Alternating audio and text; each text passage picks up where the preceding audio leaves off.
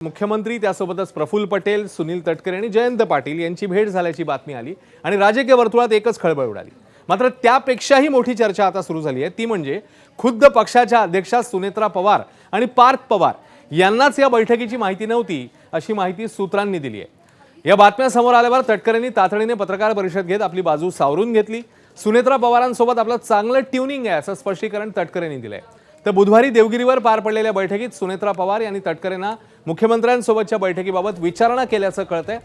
मात्र मतदारसंघ पुनर्रचना विधेयकाच्या पाठिंब्याबाबत चर्चेसाठी बैठक असल्याचं स्पष्टीकरण तटकरेंनी दिलं।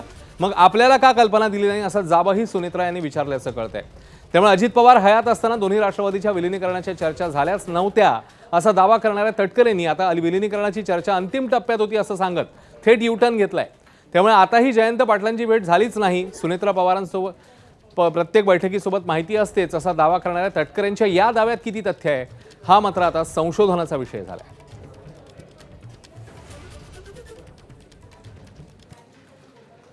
मी खासदारी आहे, माझ्या लोकसभा मतदारसंघात अनेक विकासाची कामं असतात। मुख्यमंत्र्यांची प्रत्येक वेळची भेट ही काय राजकीय भेट अशातला काय भाग नाही।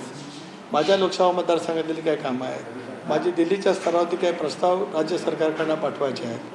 अशा वेळेला प्रत्येक गोष्ट ज्ञात असणं करणं अभिप्रेतच नाही आहे। ज्या वेळेला राजकीय विषय पक्षाशी निगडीत येईल त्यावेळेला परस्परांच्या जो चर्चा करूनच आम्ही भेटत असतो। उदाहरणार्थ काही वेळेला काही बाबींच्या होतीमध्ये राजकीय कारणासाठी मला मुख्यमंत्र्यांना भेटायचं असेल तर त्याची माहिती वैधीनं असते। ज्यावेळेला माझ्या लोकसभा मतदारसंघातील काही कामाचा विषय असेल त्यावेळेला असणं अभिप्रेत आहे नाही, काही कारण नाही।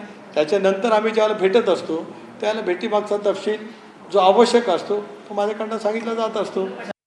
भेट माझ्या लोकसभा मतदारसंघातील काय कामाच्या बाबतीमध्ये होती, मी वेळ आदल्या दिवशी पण मागितली होती, पण आदल्या दिवशी त्यांची कोर कमिटीची बैठक होती म्हणून ती शक्य नाही झालं।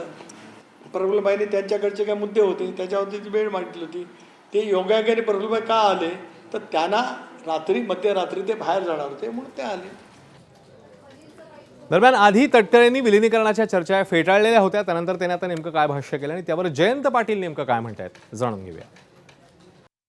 स्वर्गीय दादा असतानाच विलीनीकरणाच्या चर्चा झाल्या, विलीनीकरणाच्या चर्चेचा अंतिम टप्प्यापर्यंत पोहोचल्या। मी अनेक वेळेला मला माहिती होतं, पण दुर्दैवाने दादाचं निधन झाल्याच्यानंतर विलीनीकरणाच्या चर्चेला पूर्णपणाने विराम मिळाला।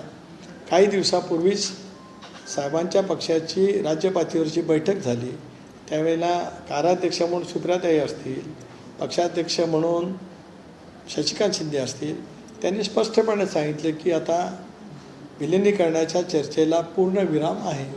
ही भूमिका स्पष्टपणे त्या ठिकाणी मांडली गेली। त्यामुळे नव्याने काही ती चर्चा कुठे सुरू झालेली नाही, सुरू झालीच तर मग तो विषय, पण आज तरी कुठे सुरू झाल्याचं चित्र नाही की तसा संबंध आमचा 40 वर्षाचा, परंतु मागच्या 7-8 महिन्यात ते अनेक वेळा माझ्या घरी आले। मला प्रश्न विचारण्यात आला की ते काय येत होते, तर मी सांगितलं त्यांची इच्छा होती दोन्ही पक्ष एक व्हावेत। आता त्यावेळी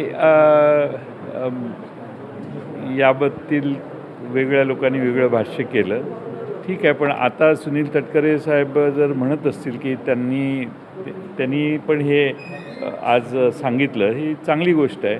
ही चर्चा झालेली होती आणि अनेक वेळा झालेली होती आणि सुनील तटकरेजींना त्यांनी याची माहिती त्यावेळी दिलेली होती असं तटकरेंच्या बोलण्यावरून आज दिसतं। एबीपी माझा, उघडा डोळे बघा नीट।